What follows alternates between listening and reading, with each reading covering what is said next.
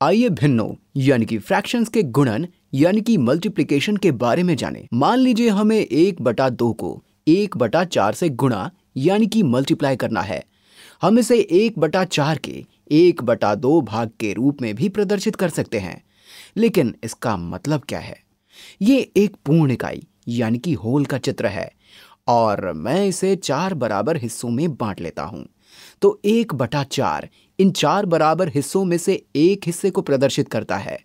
लेकिन हमें 1/4 के 1/2 हिस्से को प्रदर्शित करना है। तो हम 1/4 के आधे हिस्से को किस प्रकार प्रदर्शित करेंगे?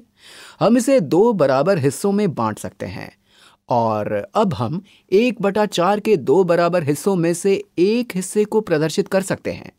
ये पूरा गुलाबी क्षेत्र 1/4 को प्रदर्शित करता है और ये पीला हिस्सा 1/2 को प्रदर्शित करता है। लेकिन ये पीला क्षेत्र इस पूरी इकाई के कितने हिस्से को प्रदर्शित करता है? ये 1, 2, 3, 4, 5, 6, 7, 8 बराबर हिस्सों को प्रदर्शित करता है। यानी कि ये पूरी इकाई के 1/8 हिस्से को प्रदर्शित करता है। दोनों भिन्नों में हर को गुणा करने पर 2 × 4 हुए 8। तो हम यहां भी देख सकते हैं कि 1/2 को 1/4 से गुणा करने पर उत्तर 1/8 आता है। हमने 4 बराबर हिस्सों से शुरुआत की, लेकिन फिर हमने इन 4 हिस्सों को 2 बराबर हिस्सों में बांट दिया, जिससे यहां कुल 8 बराबर हिस्से हो गए। आइए अब एक और उदाहरण करें, लेकिन इस बार हम ऐसे 2 भिन्नों को गुणा करेंगे जिनमें अंश या न्यूमरेटर 1 ना हो। मान लीजिए हमें 2/3 को 4/5 से गुणा करना है। मैं चाहूंगा कि आप इस वीडियो को पॉज करके इस प्रश्न को उसी तरह से करें जैसे हमने अभी यहां किया है। एक पूर्ण इकाई के 4/5 को प्रदर्शित करने की कोशिश करें और उसके बाद 4/5 के 2/3 भाग को प्रदर्शित करें और पता करें कि वास्तव में पूर्ण इकाई का कितना हिस्सा प्रदर्शित होता है। तो कुछ देर के लिए वीडियो को पॉज कर दीजिए। आइए पहले 4/5 को प्रदर्शित कर लेते हैं।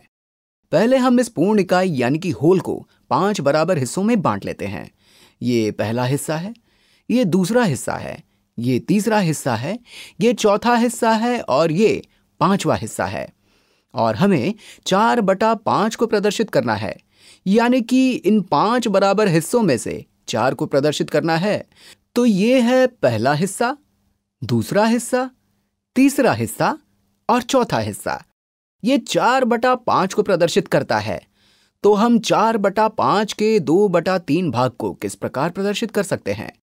हम इस हिस्से को 3 बराबर हिस्सों में बांट सकते हैं। तो 3 बराबर हिस्सों में बांटने पर ये पहला हिस्सा है, ये दूसरा हिस्सा है और ये तीसरा हिस्सा है। हमने यहाँ 5 बराबर हिस्सों को 3 बराबर हिस्सों में बांटा है। तो 4/5 के 2/3 भाग को किस प्रकार प्रदर्शित करेंगे? ये 2/3 भाग है। मैं और स्पष्ट तरीके से समझा देता हूं। ये 4/5 का 1/3 भाग है और ये 4/5 का 2/3 भाग है। लेकिन ये इस पूरी इकाई के कितने हिस्से को प्रदर्शित करता है? इसके लिए हम यहाँ बराबर हिस्सों की कुल संख्या जान लेते हैं। यहाँ पर 1, 2, 3, 4, 5, 6, 7, 8, 9, 10, 11, 12, 13, 14, 15 कुल 15 हिस्से हैं। हमने 5 बराबर हिस्सों से शुरुआत की और उसके बाद उन्हें 3 बराबर हिस्सों में बांट लिया। इसलिए अब यहाँ 5 × 3 यानी कि 15 बराबर हिस्से हैं। और इनमें से कितने हिस्सों में हमने रंग भरा है? हमने 2 × 4 हिस्सों में रंग भरा है। हम इन्हें गिन लेते हैं। 1, 2, 3, 4, 5, 6, 7, 8। तो 4/5 का 2/3 भाग पूर्ण इकाई के कितने हिस्सों को प्रदर्शित करता है? ये 15 में से 8 हिस्सों को प्रदर्शित करता है। और इस तरह हमने इन भिन्नों यानी कि फ्रैक्शंस को प्रदर्शित कर लिया है। आप यहाँ पर भी देख सकते हैं कि 2/3 को 4/5 से गुणा करने पर 8/15 प्राप्त होता है। तो इस तरह आपने समझा कि 4/5 के 2/3 भाग को किस प्रकार प्रदर्शित किया जा सकता है।